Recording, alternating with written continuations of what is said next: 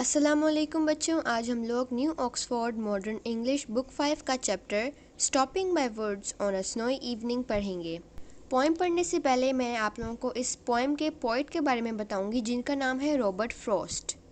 Robert Frost का full name Robert ली Frost था। बच्चों, रॉबर्ट फ्रॉस्ट एक अमेरिकन पोइट थे और रॉबर्ट फ्रॉस्ट नेचर से बहुत ज़्यादा जुड़े हुए थे। रॉबर्ट फ्रॉस्ट हमेशा यही कोशिश करते थे कि वो अपनी पोएम को ईजी से ईजी लैंग्वेज में लिखें ताकि सब लोग जो पोएम को पढ़ रहे हैं उन्हें आसानी से पोएम की समझ आ जाए। रॉबर्ट फ्रॉस्ट 1874 को पैदा हुए और 1963 को वफात पा गए। रॉबर्ट फ्रॉस्ट सैन फ्रांसिस्को में पैदा हुए थे। ये एक कंट्री का नेम है। वो एक पोइट थे, टीचर भी थे और साथ में एक फार्मर भी थे और उन्होंने 2 पुलिट्ज़र प्राइज़ेस भी जीते। पुलिट्ज़र प्राइज़ वो इनामात होते हैं जो एक पोइट को मिलते हैं अच्छी शायरी की वजह से। सबसे पहले पोएम पढ़ने से पहले हम वर्ड्स टू नो सेक्शन पढ़ते हैं। पहला है darkest evening. Winter evenings are much darker than summer evenings in places closer to the north pole. Darkest evening का मतलब है सबसे अंधेरी, यानी कि जिसमें बहुत ज़्यादा अंधेरा हो, शाम, सबसे अंधेरी शाम। यहाँ पर ये बता रहे हैं कि सर्दियों की जो शाम है वो गर्मियों की शाम से ज़्यादा अंधेरी होती है closer to the north pole, कुतुब शुमाली के करीबी इलाकों में। Next one is downy. Like down the soft under feathers of young birds, यानी कि डाउनी का मतलब है कि किसी चीज़ के नीचे। यहाँ पर एग्जाम्पल दी गई है कि परिंदे के नरम पड़ों के नीचे। Next one is flake. Small pieces of snow flakes. आप लोगों ने यहाँ पर दिख भी रहा है कि छोटे छोटे बर्फ़ के टुकड़े जो आसमान से गिरते हैं उन्हें कहते हैं flakes. Next one is harness. The leather straps and belts use to control a horse. वो लेदर के स्ट्रैप्स और बेल्ट्स जो कि घोड़े को कंट्रोल करने में मदद करते हैं।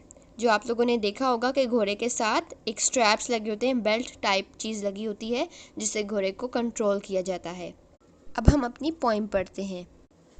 Whose woods these are, I think I know. His house is in the village, though. He will not see me stopping here to watch his woods fill up with snow. बच्चों, woods कहते हैं जंगल को। Robert Frost कहीं जा रहे होते हैं और रास्ते में एक जंगल आता है। जंगल बहुत ही खूबसूरत है और रॉबर्ट फ्रॉस्ट उस जंगल में रुक जाते हैं। अपने घोड़े को रोककर वहाँ पर रुक जाते हैं और जंगल की खूबसूरती को देखने लगते हैं। जैसे अगर आप टाइटल को पढ़ेंगे तो टाइटल में स्टॉपिंग यानी कि रुक गया। बाय वुड्स मतलब जंगल पर। ऑन अ स्नोई इवनिंग यानी कि एक शाम जब बर्फ़ गिर रही थी। मैं जंगल पर रुक गया एक शाम जब बर्फ़ गिर रही थी। रॉबर्ट फ्रॉस्ट कहते हैं कि जो ज़मीन है ये किसकी है ये मैं जानता हूँ। शायद मैं जानता हूँ कि ये ज़मीन किसकी है। ये जंगल जहाँ रॉबर्ट फ्रॉस्ट वुड्स को देखकर बहुत मज़े से देख रहे हैं, वो ये कह रहे हैं कि मैं ये जानता हूँ, मुझे लगता है कि मैं जानता हूँ कि ये जंगल किसका है। His house is in the village दो, और ये जिसका जंगल है वो बंदा गांव में रहता है। He will not see me stopping here to watch his woods fill up with snow. और क्योंकि वो बंदा गांव में रहता है, यहाँ पर नहीं रहता, तो इसलिए वो मुझे नहीं देख पाएगा। यानी कि जिस इंसान का ये जंगल है उसे पता नहीं लगेगा कि वो यहाँ खड़ा हुआ है और उसके जंगल को देख रहा है। My little horse must think it queer to stop without a farmhouse near, between the woods and frozen lake, the darkest evening of the year. Robert Frost कहते हैं कि मेरा छोटा सा घोड़ा भी ये सोच रहा होगा कि मैं इस जंगल में क्यों रुका हुआ हूँ। घोड़े को बहुत अजीब लग रहा होगा कि आसपास कोई रुकने की जगह नहीं है और कोई फार्म हाउस नहीं है, तो फिर मैं यहाँ पर क्यों रुका हुआ हूँ इस जंगल और इस जमी हुई झील के बीच में। लेक कहते हैं झील। बच्चों, ठंड का वक्त है, इस वजह से फ्रोज़न लेक यानी जो झील है वो जम गई है। और आखिरी लाइन में लिखा हुआ है the darkest evening of the year. It means कि सूरज चला गया है, ढल गया है और सबसे अंधेरी शाम हो चुकी है इस पूरे साल की। तो इसमें हमें पता चलता है कि रॉबर्ट फ्रॉस्ट का जो घोड़ा है वो ज़रूर ये सोच रहा होगा कि ये क्या हो गया, इसको कोई मिस्टेक हो गई है कि क्यों ये यहाँ पर रुक गया है। यहाँ पर कोई फार्म हाउस नहीं है और कोई जगह भी नहीं है रुकने की, और यहाँ पर तो सिर्फ वुड्स हैं, यानी कि बहुत ज़्यादा पेड़ हैं और फ्रोज़न लेक है, और ये सबसे अंधेरी शाम है साल की। He gives his harness bells a shake to ask if there is some mistake. The only other sounds the sweep of easy wind and downy flake. बच्चों यहाँ लिखा हुआ he gives his harness bells a shake। जो he है word वो घोड़े के लिए इस्तेमाल किया गया है। he gives his harness bells a shake। harness bells कहते हैं जो घोड़े के ऊपर बेल लगी होती है, उसे harness bells कहते हैं। तो उसमें कह रहे हैं कि मेरा घोड़ा जो है हार्नेस बेल्स को हिलाता है ये पूछने के लिए कि मुझसे कोई गलती तो नहीं हो गई, कहीं मैं आपको गलत जगह पर तो नहीं लेके आ गया। The only other sounds the sweep of easy wind and downy flake। बच्चों रॉबर्ट फ्रॉस्ट ये कह रहे हैं कि जहाँ मैं खड़ा हुआ हूँ वहाँ पर उस जंगल में सिर्फ 2 आवाज़ें थीं।